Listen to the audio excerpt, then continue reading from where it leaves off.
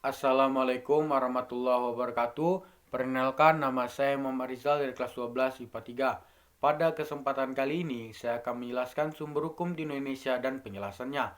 Yang pertama, undang-undang. Undang-undang atau perundang-undangan yang dibentuk oleh Dewan Perwakilan Rakyat atau DPR dengan persetujuan bersama Presiden. Yang kedua, kebiasaan atau hukum hak tertulis. Hukum kebiasaan adalah hukum yang tidak tertulis. Hukum menemukannya adalah dengan cara menanyakan kepada tokoh masyarakat atau warga yang dianggap mengetahui tentang kebiasaan masyarakat setempat. Yang ketiga, jurisprudensi atau dan traktat. Jurisprudensi adalah landasan hukum bagi suatu perkara, sedangkan traktat adalah perjanjian internasional antara dua negara atau lebih. Jurisprudensi mengikat antara pihak-pihak yang bersengketa saja, sedangkan traktat mengikat kepada seluruh warga negara yang ikut serta dalam perjanjian tersebut. Yang keempat, doktrin. Di dalam ilmu hukum, doktrin didefinisikan sebagai pendapat para ahli hukum terkemuka yang dijadikan dalam dasar pelaksanaan hukum. Pasal 38 ayat 1. Mahkamah Internasional menetapkan bahwa doktrin adalah menjadi salah satu sumber hukum formal.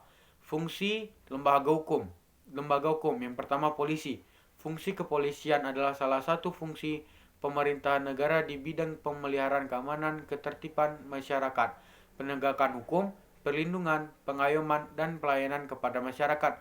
Pengemban fungsi kepolisian adalah Polri yang dibantu oleh Kepolisian Khusus Penyidik Pegawai Negeri Sipil.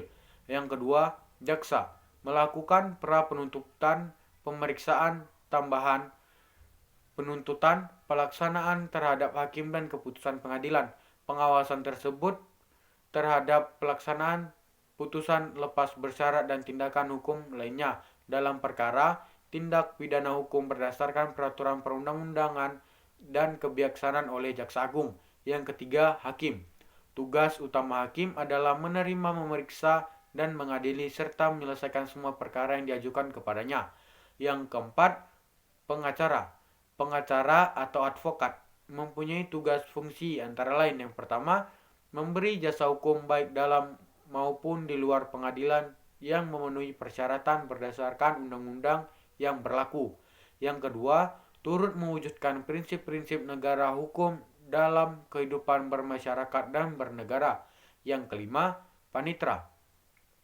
Panitra bertugas sebagai membantu hakim dengan mengikuti dan mencatat jalannya persidangan. Panitra bertanggung jawab atas pengurusan berkas perkara, putusan, dokumen, akta, buku daftar, biaya perkara, uang titipan, pihak ketiga, surat-surat berharga, barang bukti, dan surat-surat lainnya yang disimpan di kepanitraan. Cukup sekian yang bisa saya sampaikan. Jika ada kesalahan mohon dimaafkan. Wassalamualaikum warahmatullahi wabarakatuh.